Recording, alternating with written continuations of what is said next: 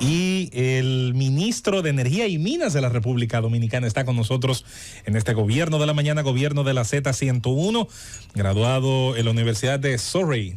Guilford, es que se llama el pueblo, ¿verdad? Donde usted estudió allá en el Reino Unido. Y después también completando estudios relacionados a la física nuclear en España. Es un servidor público que todos conocemos, además de sus estudios y preocupaciones relacionadas al sistema eléctrico del país. Así que, una vez más, bienvenido a su casa, aquí entre amigos, y por supuesto a contestar preguntas que son importantes para la sociedad dominicana relacionadas a este tema. Tenemos al ministro de Energía y Minas. Buenos días, Toñito. Muchas gracias, Mendoza, José Luis. Sabes que cuando comenzaste a presentarme, digo, bueno, era como que eran dos. Estaba Toñito y el ministro. Exacto. El amigo Toñito y el ministro Antonio Almonte. Muchas gracias, un saludo. Es un honor para mí estar con ustedes, con allí, con Rosendo, la distinguida y amiga Susana. Susana de Win, Gotro de Win, pero va de Win también. Sí, mi madre. Susana Gotro, Felipe Romero, mi amigo Guzmán y Julieta. Un abrazo a todos, muy buenos días y a sus órdenes. Claro que sí. Vamos a comenzar entonces los temas que tenemos con usted, Susana Gotro. Gracias, señor coordinador. Ingeniero Almonte, me cumple hacerle una pregunta que preocupa. Yo puse un ejercicio. ¿Qué le preguntarían al señor Toñito el día de mañana? Y la pregunta o la sugerencia más recurrente es ver qué usted opina sobre el análisis que se le ha hecho al informe de desempeño de las EDES en el año pasado, que dice que las pérdidas han estado manteniéndose bastante alta, 39.2 de 100 pesos que se compran, se pierden 39. Y lo que más me preocupa personalmente es que de esta pérdida, la composición de las pérdidas, 32.4 son de energía servida y no facturadas, que son las pérdidas operativas de gestión. O sea, las distribuidoras siguen siendo incapaces de aumentar su facturación, de colocar equipo de medida, de hacer la gestión comercial. ¿Qué opinión usted tiene? Y sobre todo que de esta es la que tiene mayores reclamaciones. Y era allí que estaba el superintendente de electricidad. De esta era la que menos reclamaba por un tema de cultura, de nivel de la población. Y eso refleja que hubo un retroceso en la gestión en el este. Mira, Susana, creo que puedo hacer algunas consideraciones, aunque sería conveniente un día que los actuales... Están huyendo. Que los actuales... Yo lo he intentado, pero están huyendo. Los actuales gerentes del Consejo Unificado de la Distribuidora, Administración de la Distribuidora, den más detalles. De todas maneras, te voy a decir lo siguiente en términos generales. En primer lugar, la referencia que históricamente se ha utilizado aquí para examinar las estadísticas del desempeño, en este caso de las distribuidoras, porque el documento o la publicación tiene desempeño del sector eléctrico. En realidad es de la distribución, porque no hay tantas informaciones, por ejemplo, con relación a la generación en sentido general, aunque hay algunas puntuales, pero generalmente es de la distribución. Ese informe de desempeño que se publica desde los tiempos de la CDE y se continúa publicando hoy en la página web del Ministerio de Energía y Minas, tiene las estadísticas que han sido utilizadas, calculadas con la metodología estándar de siempre. En esas estadísticas, las pérdidas andan en 32%. No 39, no 40, no 40 y pico, como dicen algunos, que al soltar un número en determinado medio y la gente no tiene cómo decirle no es, pues lo asume como que es cierto. Si usted va hoy y hace un clic donde están los boletines, el informe de desempeño del sector eléctrico, va a encontrar que la pérdida promedio es 32%. Eso en primer lugar. En segundo lugar, si usted analiza en ese mismo informe de desempeño el ritmo de la facturación, usted va a encontrar que hay más facturación de clientes ahora que lo que había antes. Usted va a encontrar también que hay mucho más cobro de clientes. El número de clientes por empleado que se cobra hoy es mayor que antes. Mirando esas estadísticas, no las estadísticas que alguien suelte por ahí, sino las estadísticas oficiales que han sido la referencia histórica. O sea, va a encontrar también que hay menos empleados en las 3 sedes que lo que había cuando llegamos. O sea, encontrará todo eso. Ahora bien, encontrará, como tú señalas, una pérdida de 32%, y esa pérdida de 32% reflejan una debilidad estructural histórica de las distribuidoras, que no pueden ser excusadas, porque dependen de 2 cosas fundamentales: la inversión de capital para la restauración o la recuperación del servicio, medidores, transformadores, redes, tecnología, entrenamiento, vehículos, etcétera.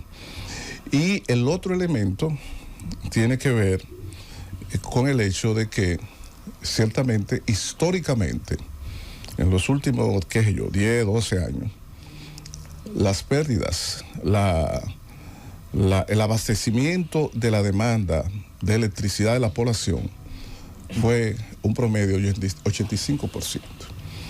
Y hubo años en que el promedio fue 78, 75, 70 y pico por ciento. ¿Eso qué significa? Que del 100% de la demanda de electricidad de la población, solo se le abastecía en promedio durante casi 12 o más años un 85%, el restante 15% era apagones, los llamados apagones financieros.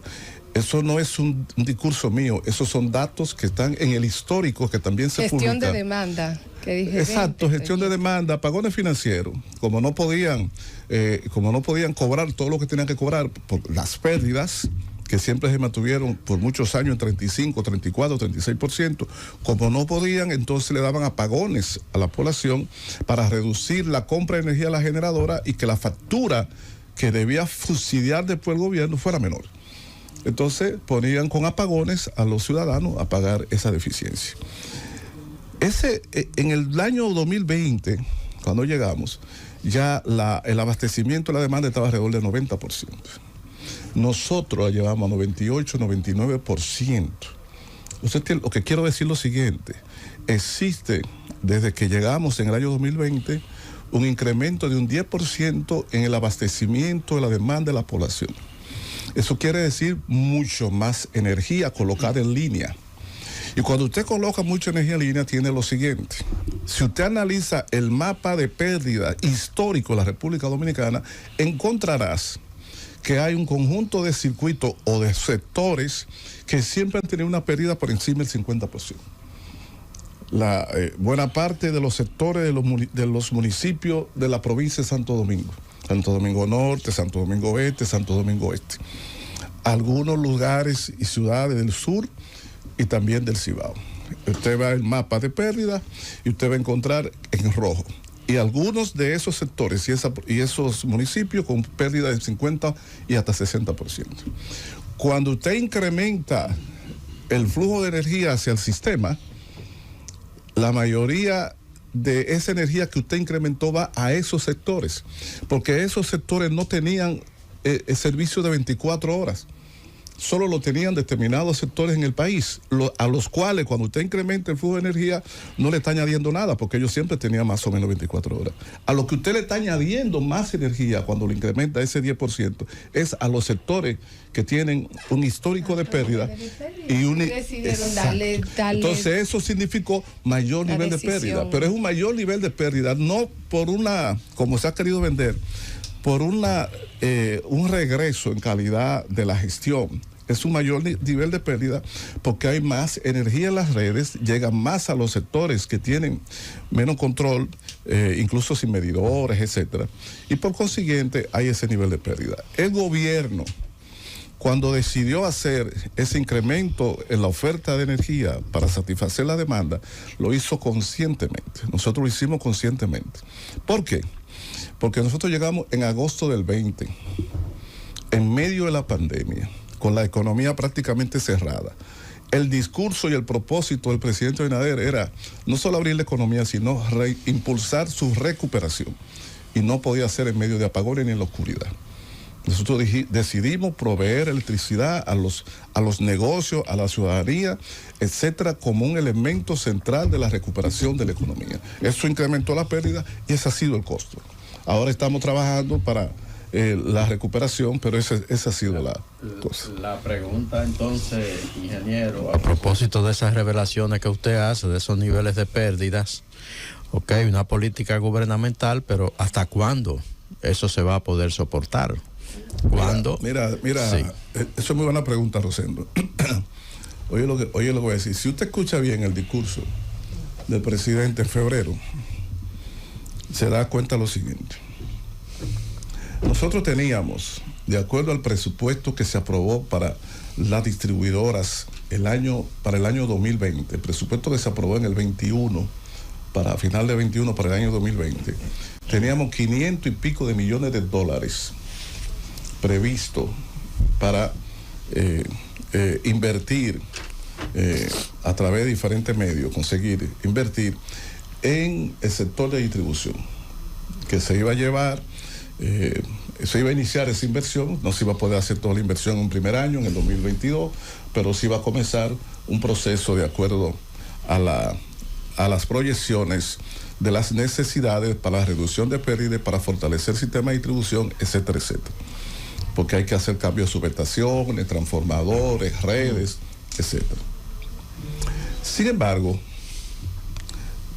a principios del año 2022 se produce la guerra de Ucrania, que incrementó de inmediato los precios de compra de las distribuidoras a los generadores y que no podían ser traspasados en esa proporción ni mínimamente a la población. Eso trajo como consecuencia de inmediato mensualmente el incremento del subsidio del gobierno a la distribuidora para poder completar la factura corriente y pagarle a las generadoras. Y cuando el presidente dijo el 27 de febrero que fruto del incremento de los precios de combustible de generación, entiéndase gas natural y carbón principalmente, la factura de compra de la distribuidora a la generadora respecto al 2021 había subido en 823 millones de dólares, datos verificables.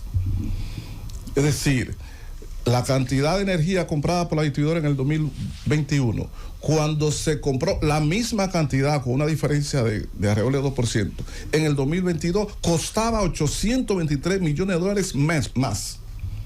40,000 y pico, 45,000 y pico millones de pesos más de golpe. Y en ese contexto, todo plan de inversión con los mismos fondos del Estado, que tenían también que incrementar su subsidio a otros aspectos, fruto del impacto inflacionario de la guerra, tuvo que ser retrasado. O sea, nosotros tenemos conciencia de eso, pero esa ha sido una de las consecuencias, porque el dinero para subsidiar esa diferencia tuvo que ser utilizado gran medida por eso. Y, sin embargo, el año pasado, este año, para el año 2023, se va a hacer una gran inversión, porque el año pasado nosotros aprobamos unos 5,000 y pico millones de pesos, no lo que queríamos, pero unos 5,000 millones de pesos, y se dispuso ya la compra de un conjunto de materiales, algunos de los cuales ya han sido licitados y otros están en ese proceso. Ingeniero don Antonio Almonte, don Toñito Almonte, ministro de Energía y Minas de la República Dominicana. Y aspirante amigo suyo, ¿no? No, yo soy su amigo. Yo soy su amigo. Yo no tengo ningún problema con usted para nada. Al contrario, le tengo mucho cariño y mucho respeto. Lo sé. Mire, quería decirle solamente un pequeño dato antes de la pregunta de lo que decía Susana, de las pérdidas de 39.2%. Eso sale en un informe que da el Centro Regional de Estrategias Económicas Sostenibles, que dice que toma como fuente el informe de desempeño del sector energético diciembre 2022 del Ministerio de Energía y Minas. Esa es la fuente que dice tomar el Centro Regional de Estrategias Económicas Sostenibles, CRES, para dar ese dato del 39.2% de las pérdidas. Por un lado. Pero yo te puedo aclarar ahí mismo allí que si tú vas personalmente al informe, no va a encontrar ese dato cuando tú cheques las pérdidas. Ahora, el informe de desempeño tiene muchos datos y yo no puedo evitar que alguien, ningún centro, que no lo dudo, tome los datos que considera para su propósito de información y haga un cálculo y diga que le dio eso. Ahora, las pérdidas se calculan en base a una metodología aprobada mediante resolución de la Superintendencia de Electricidad. Y esas pérdidas son las que están publicadas. Naturalmente, usted puede querer medir diferentes cosas. Y en ese sentido, tomando esos datos, puede tener otras conclusiones, inclusive puede ser válida. Pero yo te estoy diciendo cuál ha sido el nivel de pérdida histórico, como se hace aquí en República Dominicana. Mi pregunta es la siguiente: ¿cómo va el proceso de construcción de las plantas a gas natural en Manzanillo, provincia de Montecristi? Bueno, ahí tenemos dos cosas, Nayib. Nosotros le hemos prestado mucha atención, o sea, públicamente se ha prestado mucha atención al hecho principal, que es la termoeléctrica de 2 plantas, 400 megavatios cada una, más la terminal de gas. Pero no se recuerdan que en diciembre pasado, en la misma fecha que se anunció el inicio del proceso de construcción, también se anunció el inicio de la construcción de otra planta de 416 megavatios que pertenece a un consorcio llamado Energía 2000, que tiene varias empresas extranjeras y locales. Esa planta, Energía 2000, se inició también la construcción y ellos tenían, los propietarios, que la están construyendo no en base a una licitación, sino por iniciativa propia. En el mercado eléctrico dominicano, tú puedes entrar como generador al mercado, sea mediante un contrato obtenido a través de una licitación, o puede ser que tú tengas la concesión para instalarte y producir, y entonces tú te instalas para vender en el mercado de spot, sin contrato, sino el mercado de ocasión. Ellos se instalaron para vender en el mercado de ocasión. Están avanzando en la construcción y reafirmaron esta semana que debido a que la turbina que van a utilizar, Siemens, estaba ya prácticamente preconstruida antes de cuando se la vendieron, cuando la compraron, por otras razones de la fábrica. Pareciera ser quizás que era un proyecto que iba destinado a otro lugar y entonces fracasó. Y ellos reafirmaron que el próximo año esos 416 megavatios en Pepillo Salcedo estarían en operación. O sea, eso está caminando rápido. Lo que se refiere a la terminal de las 2 centrales de Manzanillo, se han iniciado algunas cuestiones relativas al acondicionamiento de terreno, etcétera, pero todavía están en una fase final de unos detalles que tienen que contractuales, etcétera, con la distribuidora, etcétera. Pero se espera que en los próximos días, en cualquier momento, de manera firme, arranquen en construcción. Ingeniero, bueno, ustedes como partido exigían en el 2019 que para firmar el pacto eléctrico la nómina, por ejemplo, debía bajar a un 10%. Sin embargo, la nómina en estos 2 años y 6 meses de gobierno ha aumentado un 20%. Pero también hablaron de un plan, se habló de un plan que iban a seguir trabajando en el plan de implementación para la reducción de las pérdidas. El año pasado, bueno, ustedes sometieron un presupuesto de más de 10.000 millones de pesos, solamente ejecutaron unos 4.800 millones.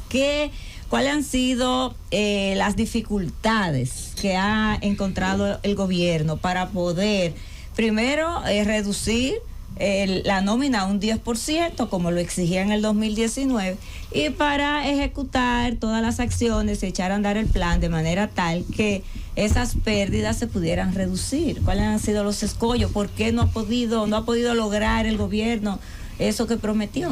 Mira, Julieta, el pacto eléctrico establece llevar las pérdidas a un 10% en 6 años, no de un año para otro. El pacto eléctrico es un programa de reforma del sector eléctrico con un horizonte de 6 años. Entonces, que tú firmes un pacto eléctrico que establece que al final de los 6 años esté en 10%, no es para que al año siguiente firmando tú le digas que esté en 10%.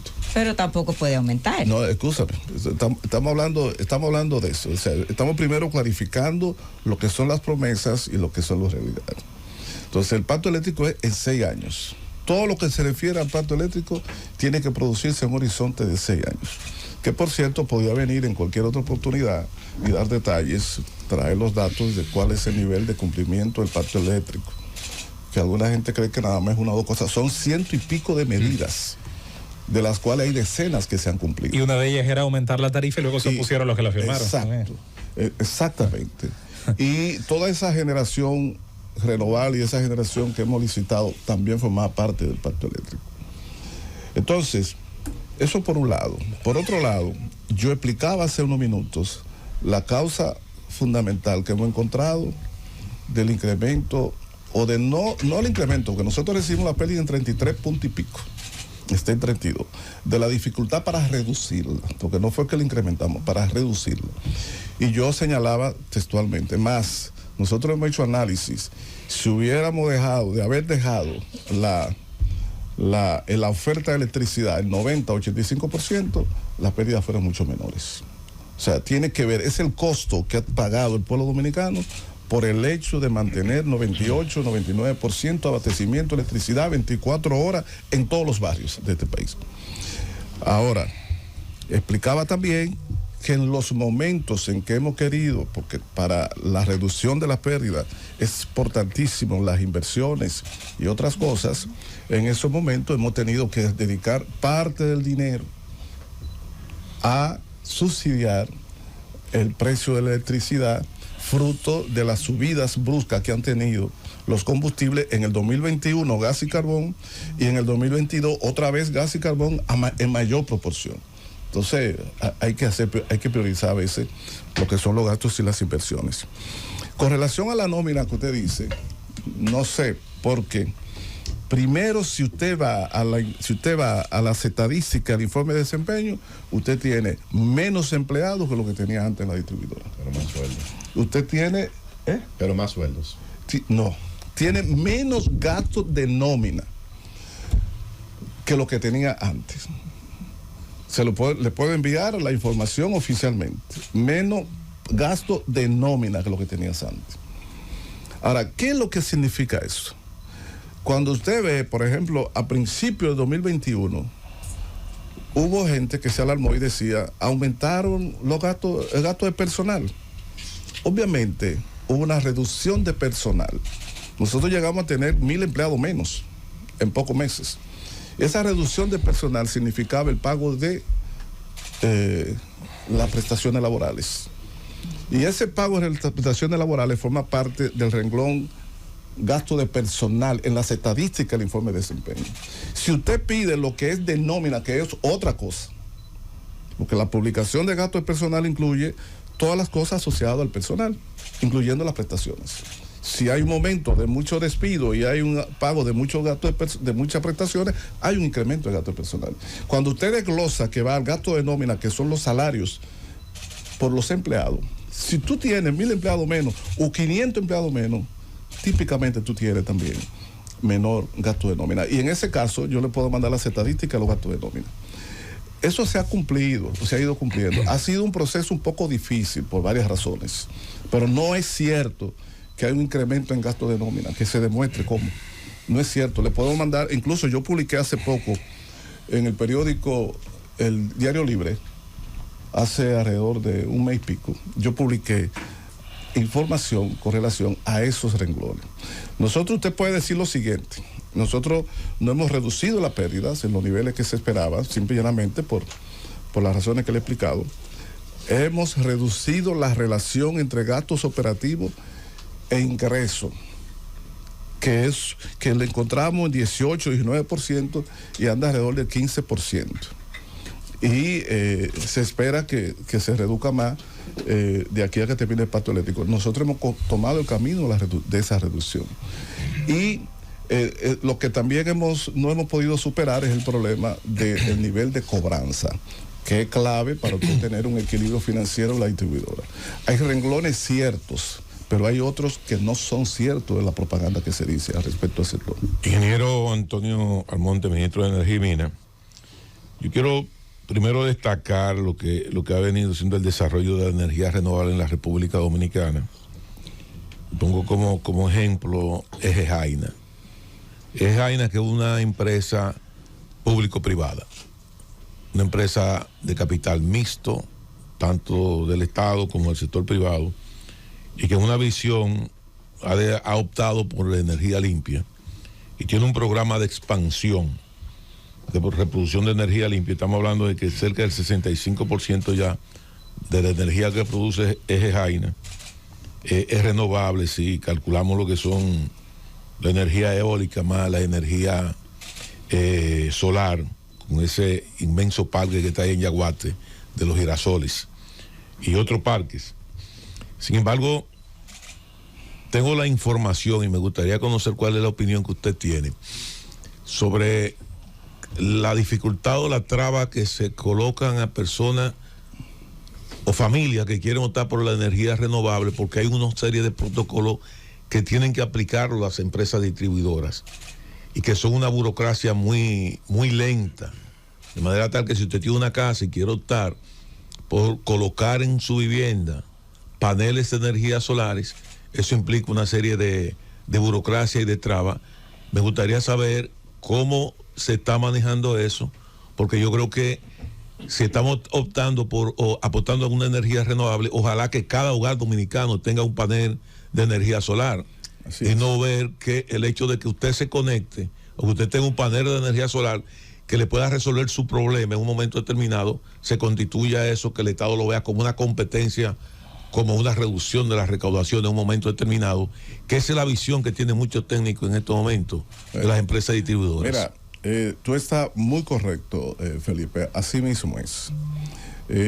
Si nosotros queremos alcanzar metas que incluso hemos anunciado de la participación de las renovables en satisfacer la demanda de electricidad en el país, tenemos que considerar no solo los proyectos grandes empresariales de parques solares, parques eólicos, que son importantísimos, sino también lo que se conoce como generación distribuida, que quiere decir la posibilidad de que una persona genere su propia electricidad valiéndose de una fuente renovable, valiéndose de viento, valiéndose del sol, en su negocio, en su colmado, en su casa, en su consultorio médico o en un banco o en una industria.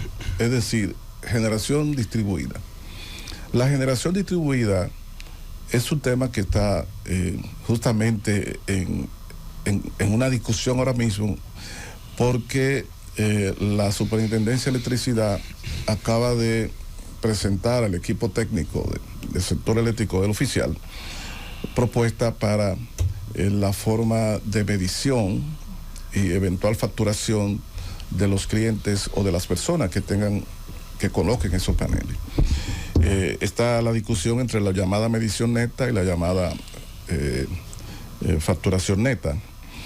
En realidad, lo que nosotros vamos a promover, y prácticamente hay un consenso, es que se continúe con muy ligera modificación, si hay alguna, con el plan de que cada vivienda pueda colocar sus paneles solares y que coloca sus paneles solares y sigue conectado a la red para cuando lo necesite poder abastecer esa diferencia del sistema eléctrico nacional y le paga la diferencia a la distribuidora. O la distribuidora le redistribuye. O si tiene un excedente mínimo o básico, la distribuidora le redistribuye. O lo acredita.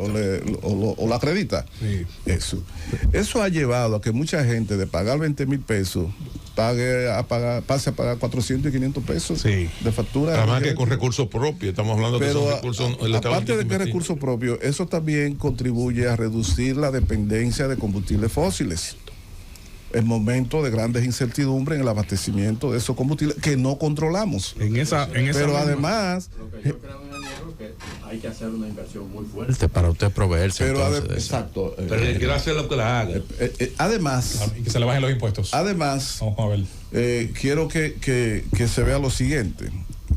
Nosotros estamos ahora mismo discutiendo con el Ministerio de Educación un plan que va a tener al Ministerio de Energía y Minas y una unidad que tiene electrificación rural y suburbana que hace instalaciones, un plan para la electrificación de escuelas que no tienen electricidad en el país, no tienen energía. 300 y pico de escuelas en este país 300 carecen de energía. Y vamos a comenzar por ahí. Vamos a poner paneles solares en muchos lugares, pero vamos a comenzar por esas escuelas que no tienen energía. Precisamente, llevando ingeniero. energía solar.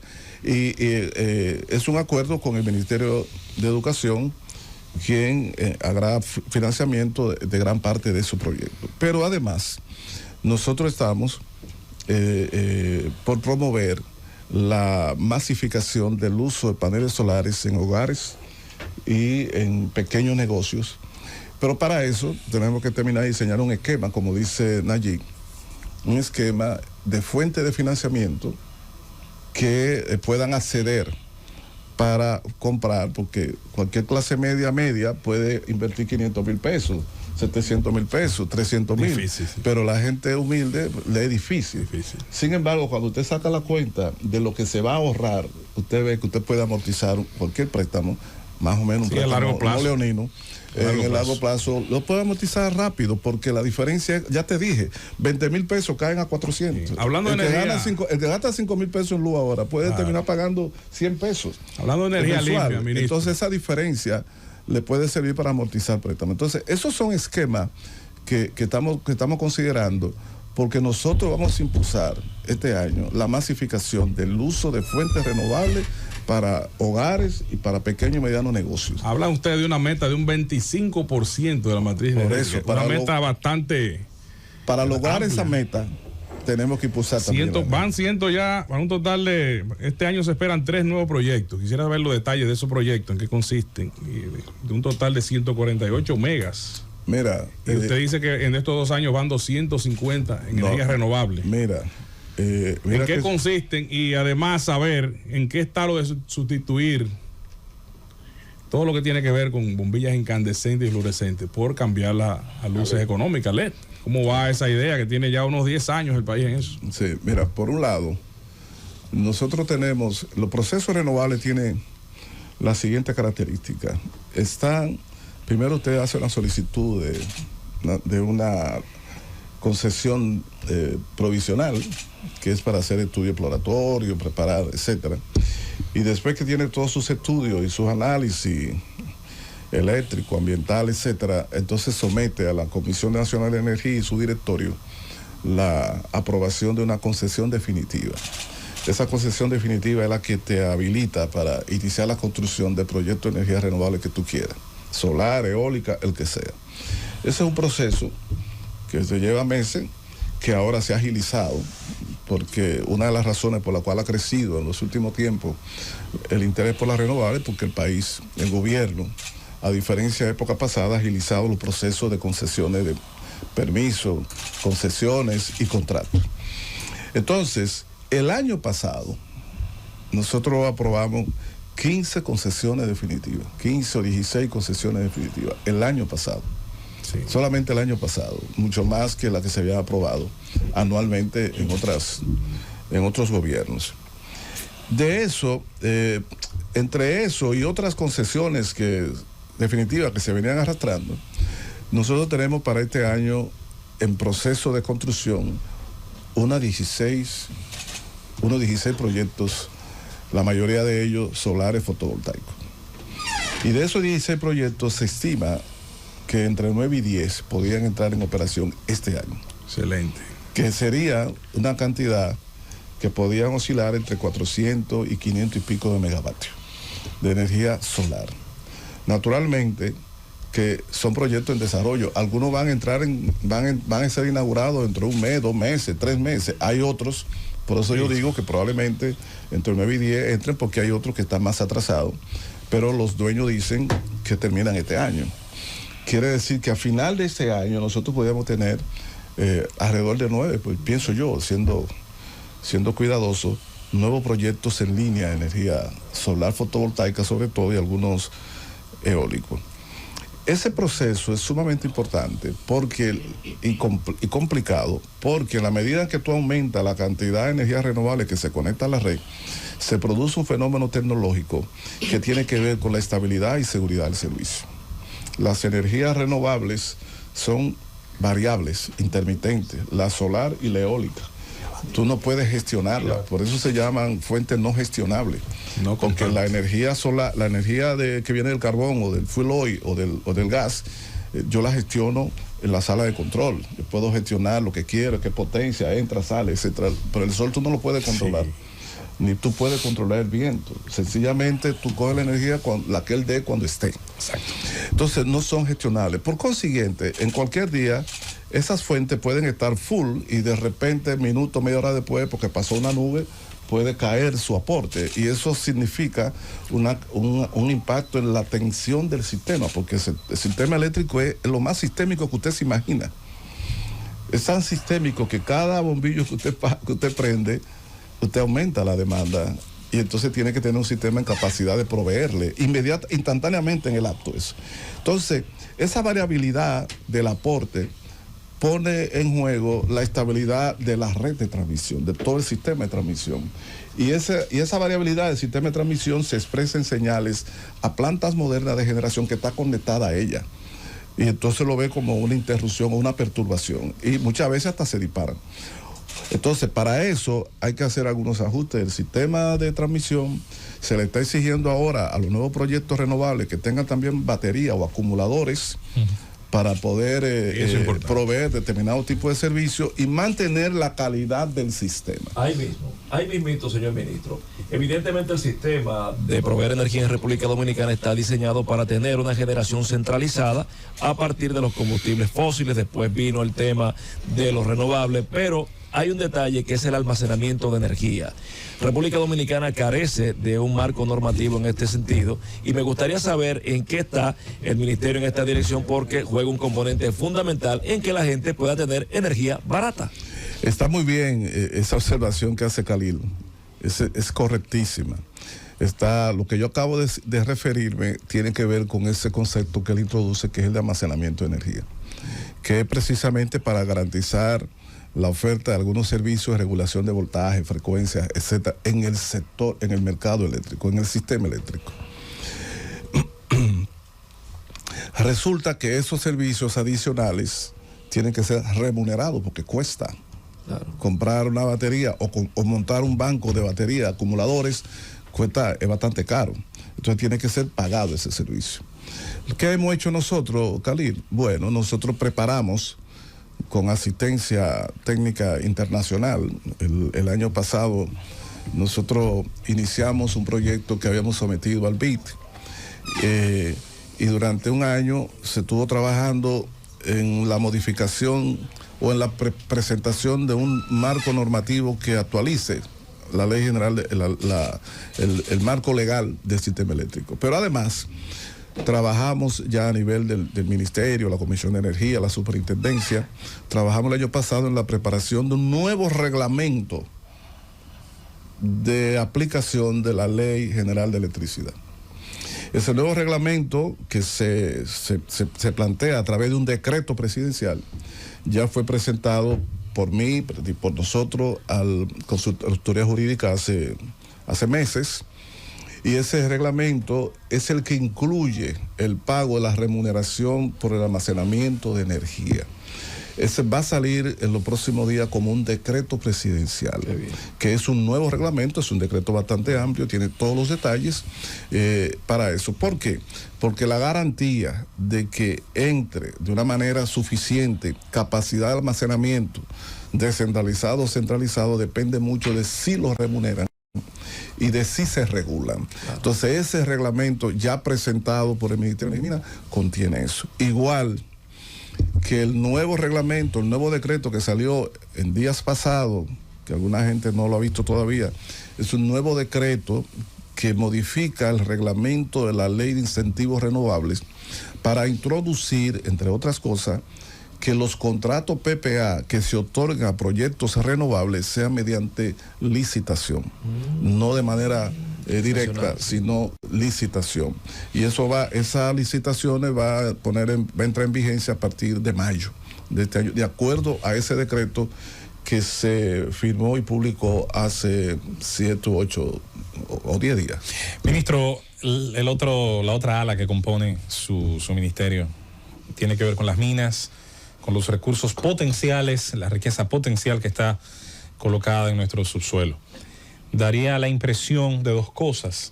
Primero, de que se ha convertido tanto la regulación del Estado como especialmente el Ministerio tal vez de Medio Ambiente más que nada en un ministerio de alguna manera impedir o estancar los proyectos, sobre todo en estos últimos años. Luego está el hecho de que hay situaciones muchas veces que ocurren y que generan peso mediático, impacto tal vez político, que interrumpen la posibilidad de que haya un desarrollo normal de la otorgación, tanto de los permisos de prospección, de investigación, de cálculo de nuestras fuentes de recursos, y luego de que las mismas puedan materializarse.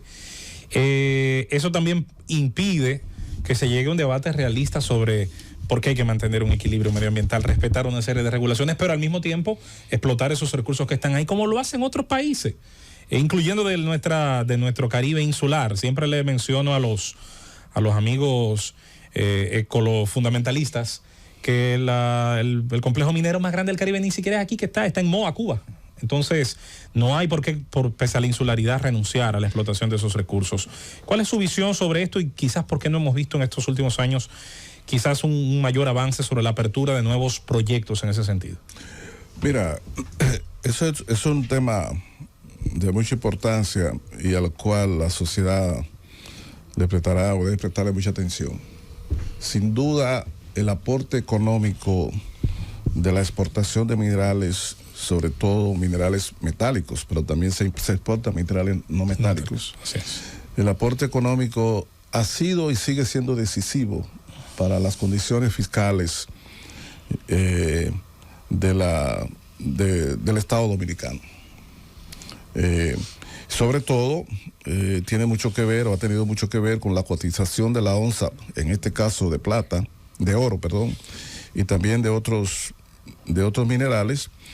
La cotización de la onza en función de crisis económica que tienden a buscar el oro como un refugio seguro para el dólar. Pasó desapercibido para la población que tras la pandemia el ferroníquel alcanzó a precios récord. Y que en el primer trimestre de este año, fruto de todavía la onda expansiva de la guerra de Ucrania en febrero, pues ya para marzo de este año, la onza de oro llegó a alcanzar hasta $2,000. El verdadero Bitcoin. Después cayó, pero llegó a alcanzar eso. Y lo que quiere decir la relación entre el precio del oro, por ejemplo, y los conflictos internacionales o las perturbaciones económicas internacionales.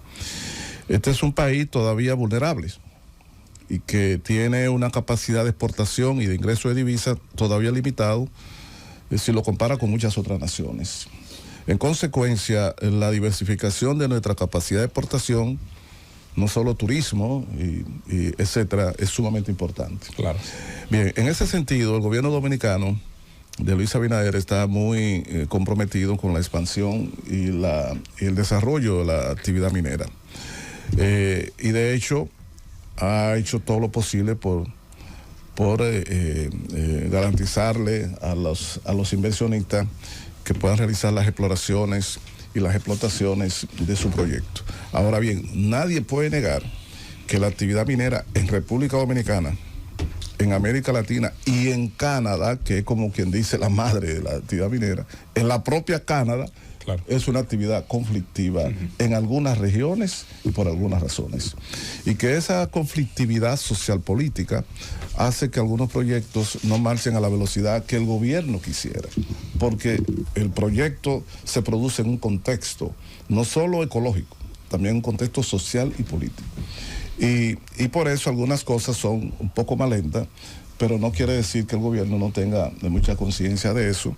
Y de hecho te voy a decir, muchas de las mineras que actualmente operan y otras que tienen interés en iniciar sus operaciones siguen solicitando concesiones de exploración para proyectos mineros metálicos en la República Dominicana. Las mismas que tienen todavía algunas dificultades y otras que ya están en franco desarrollo. Importante saberlo. Vamos a aprovechar aquí, vamos a hacer el corte, retornamos inmediatamente con nuestra ronda de preguntas. Tenemos en cabina en el Gobierno de la Mañana al ministro de Energía y Minas del país, el ministro Antonio Almonte. Toñito, llévatelo, Cundo. De Energía y Minas de la República Dominicana, el ingeniero Antonio Almonte. Vamos de inmediato, Susana, con la parte final de estas preguntas. Don Antonio Almonte, me la colocó mi compañero José Luis Mendoza. Al introducirlo a su hijo. Y colocaba bien. Así es. Y yo voy a intentar quiliar o encontrar un hoyito para ver si anoto. Usted tiene 2 hijos, un hijo, ¿verdad? Un hijo robusto, que es la energía, y otro hijo que aún dándole, no produciendo déficit y dando un aporte enorme al Estado en todos los sentidos, pues tal vez no es tan querido como el de energía. Hay un proyecto importante, el de San Juan en Gold Quest, que usted lo conoce, que es un proyecto que está terminado, que reposa en el escritorio de consultoría jurídica, esperando el poder del presidente de la República. Yo sé que usted tiene conocimiento y yo también he tomado conocimiento hoy, hace unos minutos, de la encuesta que se hizo para medir la percepción, las expectativas y la aceptación que tendría en San Juan y en las comunidades cercanas a la zona el proyecto, que era el término o la situación que mantenía al Estado un poco, ¿verdad?, rezagado porque no quería ese tipo de ruido. 68% aprueba la realización de los estudios de impacto ambiental. ¿Ustedes piensan que con esta encuesta es suficiente para estimular la voluntad institucional y presidencial para pasar a la fase de la evaluación de factibilidad de esos estudios? ¿Pudiéramos esperar eso, los que estamos de este lado? Mira, Susana, en el caso de Gold Quest, el proyecto Romero, que es un gran proyecto, se ha suscitado, y todo el mundo lo conoce, situaciones un poco delicadas en San Juan de la Maguana. Y usted ve, por ejemplo, este fin de semana veo yo una marcha de apoyo, y paralelo a eso otro video de una marcha en contra. Bueno, esa marcha era de todo. Ahí era ARS, ahí era Fuego Forestal, ahí era de todo. Lo que yo quiero decir, la en contra, no era exactamente contra el proyecto. Lo que yo quiero decir, que la posición del gobierno con relación al tema de la minería, como he dicho antes, es de respaldo. Ahora bien, los estudios que se hacen de tipo para ver la opinión pública de la ciudadanía son prácticamente obligatorios cuando algunos de esos proyectos alcanzan un nivel de conflictividad muy elevado, porque nosotros y cualquier gobierno quiere el desarrollo de los proyectos en el marco pacífico, claro, y sin nada que lamentar, porque no es para derramar sangre ni para meter a nadie a preso, sino para desarrollar ese proyecto. En algunos casos, por ejemplo, en el caso de la presa de cola de la Barrigol, el gobierno y particularmente quien les habla junto con Orlando Jorge Mera hizo muchos esfuerzos por lograr el desplazamiento del proyecto desde Yamasá hacia otra localización en la provincia de Sánchez Ramírez, y gracias a Dios no ha pasado nada, se está haciendo el trabajo, ya incluso se realizó el estudio de impacto ambiental, se presentó al Ministerio de Medio Ambiente y va en unas condiciones que la propia empresa ha anunciado a nivel mundial, que habrá una expansión o una adición de más de 6.2 millones de onzas de oro a la mina de Pueblo Viejo de Barrigol, como consecuencia de la habilitación de una nueva planta de procesamiento y la nueva presa de cola. Gestiones hechas por el gobierno junto con ellos para lograr ese paso. Nosotros acabamos de conocer a nivel de la Dirección General de Minería, y se está ahora finalizando la evaluación en el ministerio de otro proyecto de oro de la empresa Unigol, y hemos desarrollado diálogos e iniciativas con Gold Quest para buscarle una solución al caso del proyecto Romero, y no solo con Gold Quest, sino con comunitarios. Ahora bien, los tiempos que tienen algunos es de un nivel, pero los tiempos que tiene el Estado, que tiene que llegar a tiempo y con todos, no solo, son diferentes, que no lo puede llevar a querer caracterizar al gobierno dominicano como que no respalda la minería, sino que hay proyectos y hay proyectos. Entonces, en cada caso, el manejo que tiene que darle el gobierno, que tiene que garantizar derechos de unos y de otros, y garantizar el desarrollo de la industria en términos pacífico y en buenas relaciones con la sociedad, son pasos que tiene que dar el gobierno. Sí, pero de Galo, que conocía, ¿qué opinión le merece? El gobierno dominicano respalda los proyectos mineros y eso está clarísimo. Ahora bien, hay situaciones difíciles. En el caso que tú dices de la encuesta.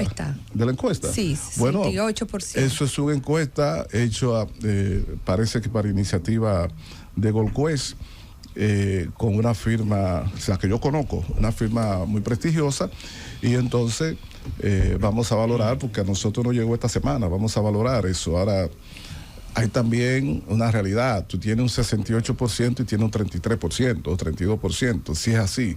Entonces, el gobierno está dando los pasos, Susana, y yo pienso que los mineros, los empresarios, deben ayudar a buscar una solución que todos ganemos. Yo quiero que tú sepas que el único gobierno en la historia de República Dominicana, y la primera vez que un ministerio hace una campaña de publicidad educando a la ciudadanía sobre la minería y de respaldo a la minería, es ahora en este gobierno, en el Ministerio de Energía y Minas, que puso en circulación el año pasado y que va a ampliar este año una campaña educativa llamando a la población a la educación minera. Lamentablemente ningún otro sector lo ha hecho, ni ninguna otra gestión.